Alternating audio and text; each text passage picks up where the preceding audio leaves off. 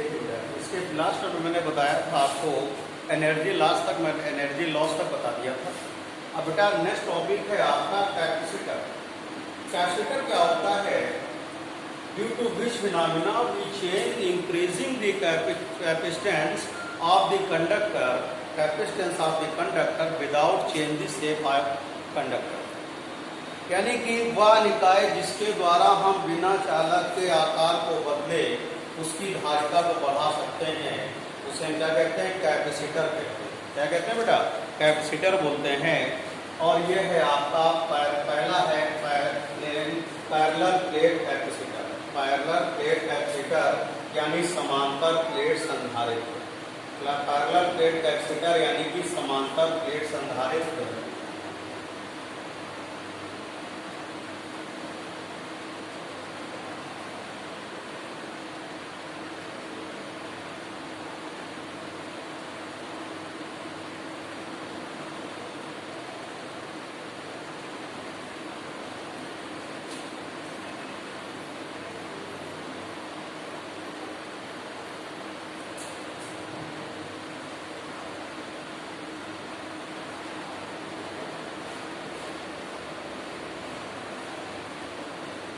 देखिए बेटा, इसमें भाग की जो समांतर प्लेटें एक्स वाई परस्पर स्मॉल डी दूरी पर स्थित होती हैं, प्रत्येक का क्षेत्रफल कैपिटल ए होता है और प्लेट एक्स का संबंध कुचालक पदार्थ कहते से और प्लेट वाई का संबंध पृथ्वी से होता है। जब इसे प्लेट एक्स को क्यू आवेश दिया जाता है तो प्रेरण के कारण वाई प्लेट पर क्या होता है? ऋण आवेश आ जाता है। In which arrangement two parallel plates x, y apart small d distance of area capital A. Plate X combined by a 9 conducting stand and plate Y combined to the R. When we provided charge Q to plate X due to induction, negative charge developed at the plate Y. अब intensity of electric field suppose करिए E है, तो बेटा यहाँ से charge density sigma equal to होता है बेटा Q upon A. We know that E equal to sigma upon K epsilon naught होगा बेटा, तो E इक्वल टू होगा बेटा Q A K epsilon naught, equation number 1। ये चीज ध्यान रखिए, कंडक्टर में आपका पोटेंशियल ओनली होता है और पोटेंशियल ओनली होता है, जबकि कैपेसिटर में आपका पोटेंशियल डिफरेंस होता है। कैपेसिटर में क्या होता है बेटा? ओनली पोटेंशियल डिफरेंस होता है। तो E इक्वल टू क्या होगा? V अपॉन डी होगा बेटा। Equation from equation first and second, LHS equal है, RHS को इक्वल कर दीजिएगा, तो V upon D equal to Q upon A K epsilon not. V equal to क्या होगा बेटा? QD upon K A epsilon naught. Equation number हो गई आपके पास थर्ड। अब putting the value of V, अब देखिए we know that C equal to Q upon V होता है बेटा, यानी वैद्युत धारिता C बराबर Q अपॉन V है। आप वैल्यू रखेंगे यहाँ पर V की, तो आएगा बेटा QD इंटू के ए एप्सिलॉन नॉट। तो Q टू Q कैंसिल हो गया, C इक्वल टू हो गया के A epsilon not upon D हो गया। ये है बेटा formula capacitance of the parallel plate capacitor, यानी समांतर प्लेट संधारित्र की वैद्युत धारिता का सूत्र है। उसके आगे देखिएगा बेटा,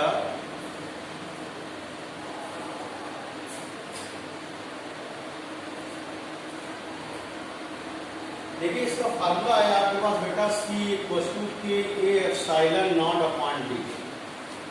वी कैन राइट है, इसको लिख सकते हैं Q upon V equal to K A epsilon not upon D. Q equal to होगा बेटा K A epsilon not V upon D. ये चार्ज के लिए फार्मूला डेवलप हो गया बेटा फर्स्ट। और V अपॉन डी क्या होता है बेटा? E होता है, तो Q equal to K A epsilon not की आ गया। ये आपके पास चार्ज फार्मूला फाइंड कर सकते हैं, इंटेंसिटी यानी कि वैद्युत क्षेत्र की तीव्रता के टर्म में। अब देखिएगा C इक्वल टू बेटा क्या है, ध्यान रखेंगे इस बात को। के A epsilon not upon D. तो यहाँ से अगर एप्सिलॉन कॉन्स्टेंट हटा दें तो सी प्रोपोर्शनल टू हो जाएगा आपके पास C proportional to A and C inversely proportional to D. That is mean वैद्युत धारिता जो होती है परावैद्युतांक के समानुपाती होती है और प्लेट के क्षेत्रफल के अनुक्रमानुपाती होती है। प्लेटों के बीच की दूरी के क्या होती है? व्युत्क्रमानुपाती होती है। C is directly proportional to the dielectric constant of the medium. C is directly proportional to the area of the plate and C is inversely proportional to the distance between the plates. मतलब plate की distance को अगर आप decrease करेंगे in case तो आपका capacitance क्या होगा? इंक्रीज होगा। अगर डिस्टेंस इंक्रीज करेंगे तो कैपेसिटेंस क्या होगा? डिक्रीज होगा बेटा।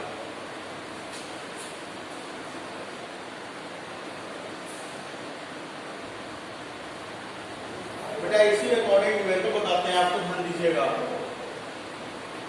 एक कैपेसिटर है जो कि 500 वोल्ट तक उसको चार्ज किया गया, इसके बाद उसकी प्लेट की डिस्टेंस को हाफ कर दिया गया, तो आपको पोटेंशियल क्या करना है? फाइंड आउट करना है।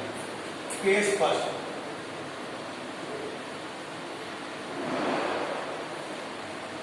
ये distance V1 equal to P है and V1 equal to 500 volt है। इसकी डिस्टेंस को केस सेकंड में कितना कर रहे हैं आप? इसकी डिस्टेंस को आपने हाफ कर दिया। V2 इक्वल टू D/2 कर दिया। तो V2 इक्वल टू क्या करना है? फाइंड करना है।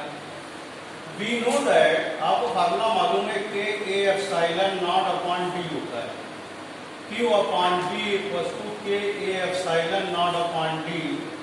तो यहाँ से अगर हम B अपॉन D को देखिएगा वैल्यू निकालेंगे तो आएगा आपके पास Q अपॉन के A एप्सिलॉन नॉट। बेटा इस केस के लिए आप देखिएगा चार्ज के A epsilon not total constant है, ओनली B और D आपका चेंज हो रहा है। B और D बदल रहा है तो we can write as B upon D equal to constant. That is mean V1 upon D1 equal to V2 upon क्या होगा बेटा? D2। अब यहां पर वैल्यू पुट कर देंगे आप 500 upon D, V2 upon D/2, 500 upon D equal to 2V2 upon D। D to D cancel हो गया बेटा, 2 से इसको कैंसिल करेंगे 250 हो जाएगा, तो V2 इक्वल टू क्या होगा? 250 वोल्ट हो जाएगा। इस तरह से इसके क्वेश्चंस करेंगे तो डिस्टेंस पे डिपेंड्स होते हैं बेटा।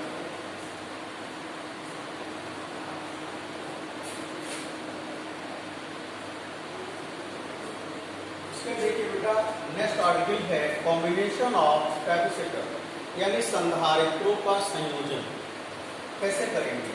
फर्स्ट है कि 2 टाइप्स का होता है, series combination and parallel combination. यानी कि संधारित्रों का संयोजन, श्रेणी क्रम में संयोजन और समांतर क्रम में संयोजन।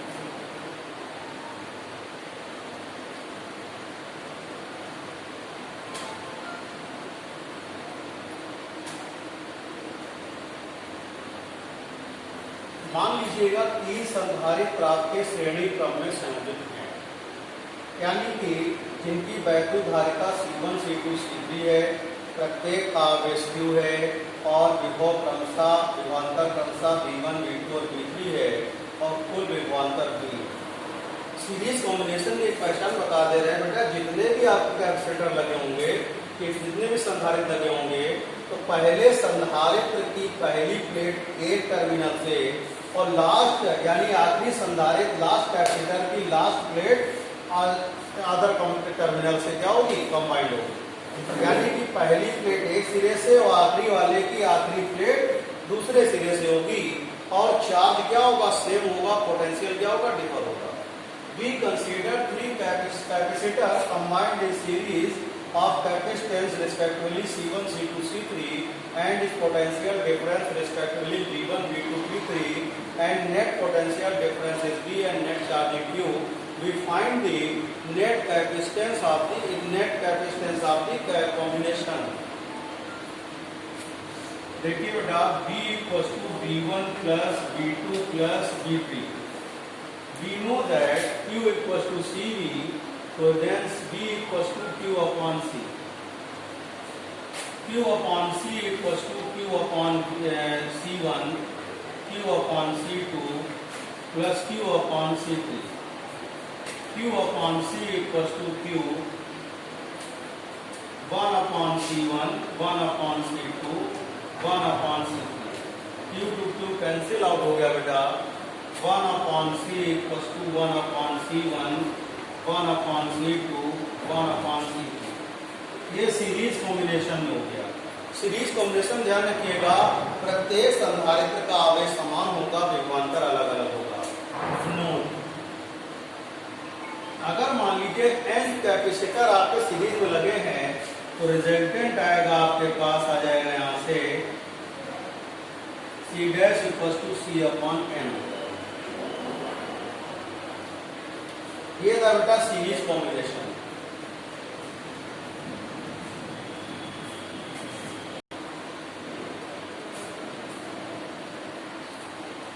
देखिए बेटा सेकंड पार्ट है आपका इसका पैरेलल कॉम्बिनेशन, यानी समांतर क्रम में संधारित्रों का संयोजन।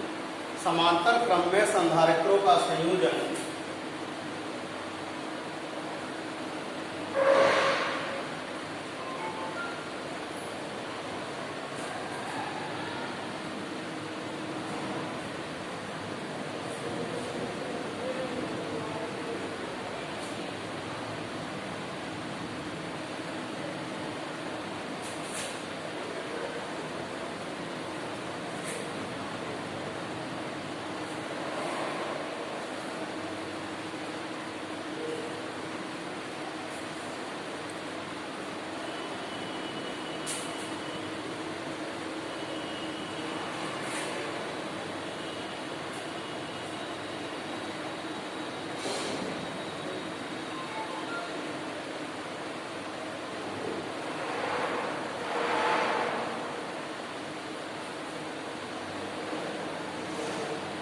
देखिए बेटा मान लीजिए तीन संधारित्र आपके समांतर क्रम में संयोजित हैं, जिनकी वैद्युत धारिता क्रमशः C1, C2, C3 है और आवेश क्रमशः Q1, Q2, Q3 है और नेट चार्ज कितना है, Q है और प्रत्येक का विभवांतर कितना है, V है।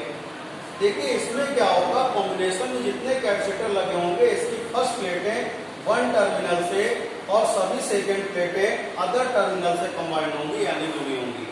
एक और सभी संधारित्र की पहली प्लेटें एक सिरे से और सभी दूसरी प्लेटें दूसरे सिरे जुड़ी हों, तो ये भी एक समांतर संधारित्र में से पहचानने का प्रोसेस यानी तरीका है पैरेलल सिस्टम में। अब देखिए इसमें दूसरा प्रोसेस क्या है, इसमें पोटेंशियल सेम होगा बट चार्ज क्या होगा, डिफर होगा। तो we consider three capacitor combined in parallel of capacitance respectively C1, C2, C3 and its charge respectively Q1, Q2, Q3, net charge Q and V is a potential difference of each capacitor and net capacitance we find of the combination। तो देखिएगा Q equal to बेटा क्या होगा, Q1 plus Q2 plus Q3। We know that Q equal to क्या होता है बेटा, CV होता है। Q इक्वल टू क्या होगा, CV। C1V, C2V, C3V, C यहाँ से B common, C1 plus C2 plus C3, B to B cancel कर देंगे बेटा, C इक्वल टू होगा C1 plus C2 plus C3। ये सीरीज कॉम्बिनेशन, ये पैरेलल कॉम्बिनेशन के लिए फार्मूला आ गया आपका नोन। अगर n कैपेसिटेंस आपके पैरेलल में होंगे तो रिजल्टेंट क्या होगा, NC है। इस बात को आप ध्यान रखिए। पहचान जरूर ध्यान रखिएगा कि अगर चार्ज कहीं डिवाइड हो रहा है तो पैरेलल सिस्टम है, और चार्ज डिवाइड नहीं हो रहा है तो इसका मतलब क्या है, सीरीज कॉम्बिनेशन है। Thank you.